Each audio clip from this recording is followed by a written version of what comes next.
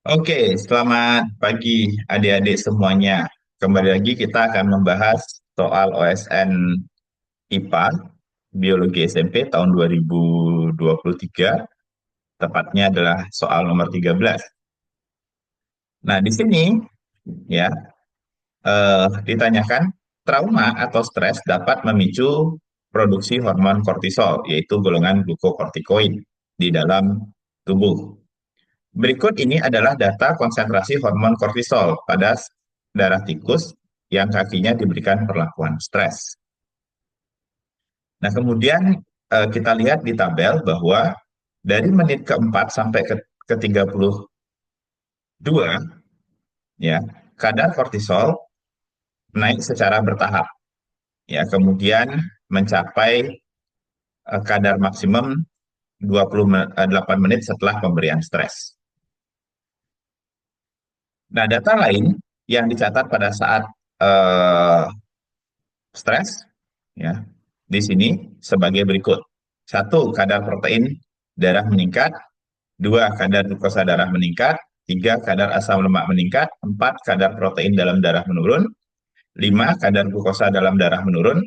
Dan enam, kadar asam lemak menurun. Nah, perubahan kandungan plasma darah dari menit keempat sampai menit ke-32 menunjukkan titik-titik-titik.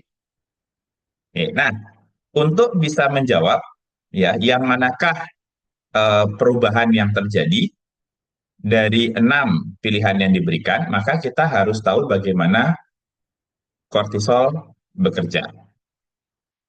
Ya, hormon kortisol itu dipicu oleh stres yang kemudian merangsang produksi hormon adenokortikotropika hormon oleh hipofisis. Nah, hormon ini kemudian mengalir melalui peredaran darah menuju kelenjar adrenal atau anak ginjal. Nah, di sini ACTH itu memicu sekresi kortisol atau glukokortikoid oleh korteks adrenal.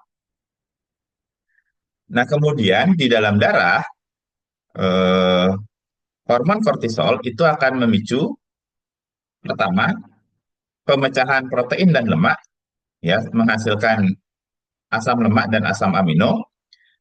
Nah, asam lemak dan asam amino ini akan dibawa ke hati, ya, dan dipergunakan untuk memproduksi glukosa, ya, melalui proses yang dikenal dengan nama gluconeogenesis.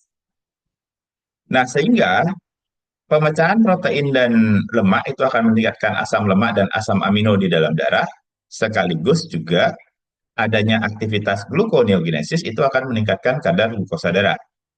Sedangkan pemecahan protein dan lemak itu akan menurunkan kadar protein di dalam darah.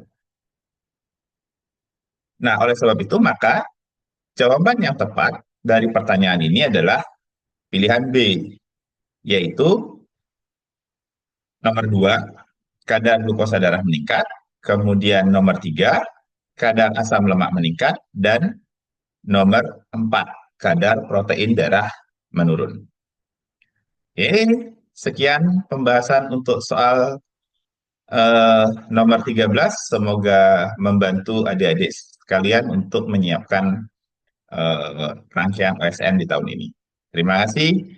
Kalau menurut adik-adik informasi ini berguna, silahkan di-share ke teman-teman semuanya. Sampai jumpa pada video berikutnya.